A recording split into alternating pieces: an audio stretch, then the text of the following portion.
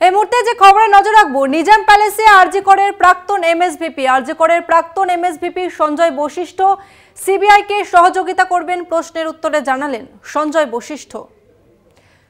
বশিষ্ঠর বাড়িতে কালকে ম্যারাথন তল্লাশি হয় এবং আজকে ফের সিজিও কমপ্লেক্সে ডেকে নিয়ে যাওয়া হয় এবং তাকে জিজ্ঞাসাবাদের জন্য আজকে ফের সিজিওতে ডেকে নিয়ে যায় সিবিআই আধিকারিকরা।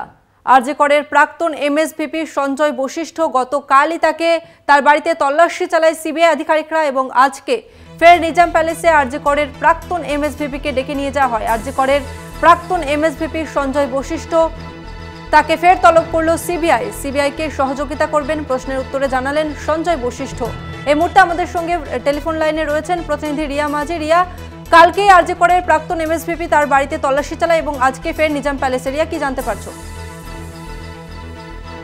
দেখো, তোমাকে জানিয়ে রাখবো যে দেবাশিস তিনি কিন্তু প্রায় যখন ঘড়ির কাটায় 9:15 বাজে, সেই সময় দেবাশিস এসে উপস্থিত হলে এই নিজাম প্যালেসে সিবিআই এর যে অ্যান্টি করাপশন ব্রাঞ্চ রয়েছে সেখানে তিনি আজকে হাজিরা দিলেন। গতকালকেও আমরা দেখেছি তার বাড়িতে লাগাতার তল্লাশি অভিযান এবং সেই তল্লাশি অভিযানের পর তাকে তলব করা হয় এবং গতকাল একদম রাত অবধি প্রায় 10টা অবধি তাকে জিজ্ঞাসাবাদ পর্ব সারেন সিবিআই কর্তারা এবং তারপরে আজকে ফের তাকে তলব করা হয় এবং তাকে জিজ্ঞাসাবাদের জন্য মূলত তাকে আজকে তলব করা হয়। এবং শুধু তাই নয়, ফরেন্সিক মেডিসিনের অধ্যক্ষ তিনি দেবাশিস এবং তাছাড়াও এক্স এমএসভিপি সঞ্জয় বশিষ্ঠ তাকেও কিন্তু তলব করা হয়েছে। কিছুক্ষণ আগে তিনি এসেছেন এবং তিনি এসে উপস্থিত হয়েছেন এবং তিনি যেটা বলেছেন যে সিবিআই কর্তাদের তিনি এই তদন্তে তিনি সাহায্য করবেন বলে এমনটাই তিনি মন্তব্য করেছেন।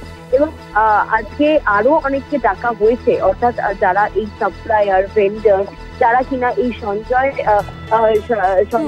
বশিষ্ঠকে যেমন ডাকা হয়েছে, এই ধরনের যারা হায়ার অথরিটিরা ছিল আগে এক্স যারা ছিল তাদেরকে বেশ অনেকজনকেই তাদের মধ্যে কিন্তু ইতিমধ্যে লিস্ট বানানো হয়েছে তাদেরকে তলব করার জন্য।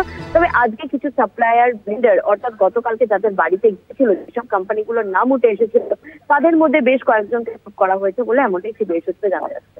ধন্যবাদ তোমাকে রিয়া। আমরা কথা বললাম প্রতিনিধি রিয়া মাঝির সঙ্গে।